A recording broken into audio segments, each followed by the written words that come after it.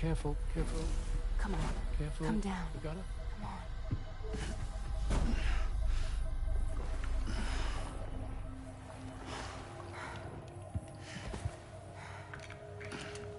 Thanks. This is what happens when she has nightmares, it seems. There are those who connect with the beach during REM sleep, allowing a tremendous amount of chiralium to flow into their bodies.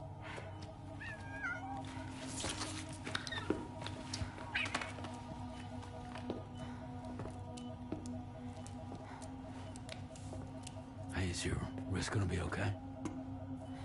Yeah. We ran some blood and DNA tests on her. And checked her for signs of injury. As far as we can tell from a medical perspective, her health is in perfect condition. But that doesn't make the chrysaloid shell in which we found her any less troubling. Not to mention the tar-like fluid that came pouring out of it. We're still analyzing both. And there's more. You mean those suckers? Indeed. But that's not what I'd call them. Much closer to a chiral rash, I would say. You know how chiral allergies can sometimes trigger goosebumps? It's like that, except a fair bit worse. The tar-like secretions can accelerate the passage of time on contact, it seems. We suspect she has dooms too. And that when she's levitating, she's experiencing the nightmares common amongst sufferers. That space or realm she left behind to come here. The fellow we saw called it Nirvana, I believe. But to me, it looked like the land of the dead. Even so, she's a living human being. And I believe that she was born in that place. After things settled down, I spoke with her for a little. Or tried to. She was still in shock, which made it harder to communicate. Did she tell you her name? Doesn't seem like she has one. As far as I could tell. So, I named her myself. Tomorrow. Tomorrow, huh?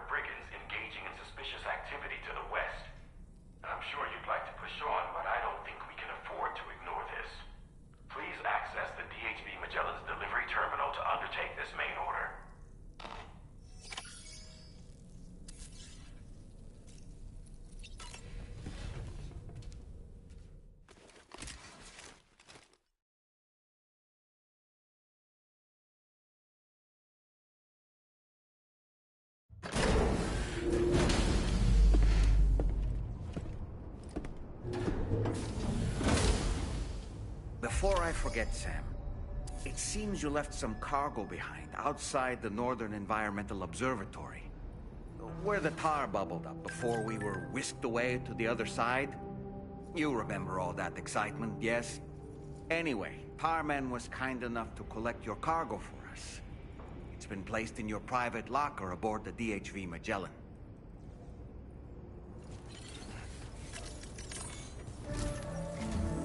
Sam, we've received an urgent request from the Northern Environmental Observatory. Brigands to the west of the facility have got their hands on a large stockpile of weapons and have taken it back to their base. This happened shortly after the recent tarfall abated.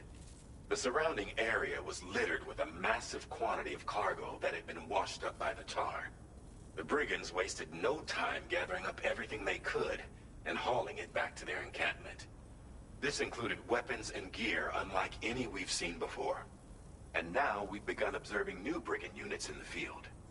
These ones are wearing red, reinforced armor, accented with luminescent light strips. As their unique appearance suggests, they're more resistant to damage. Melee and electrical attacks are especially ineffective against them. These units have clearly been outfitted for close quarters combat, and their sudden deployment is troubling to say the least. Their presence likely indicates that the brigands are gearing up for a raid of some sort.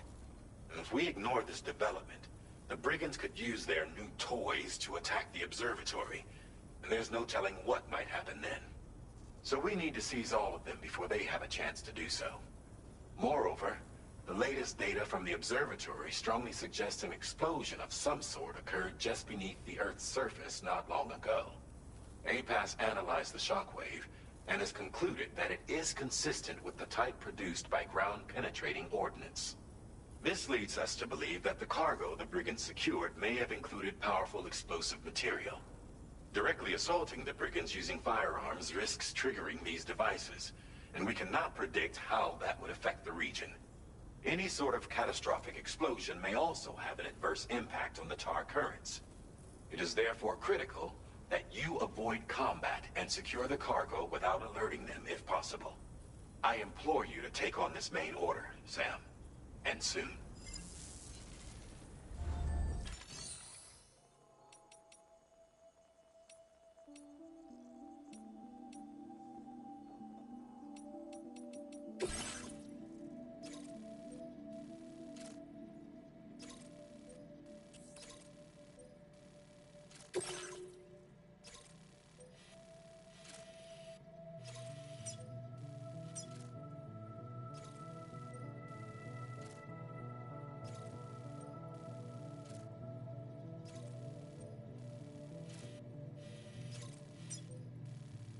Commencing route creation. Delivery route finalized.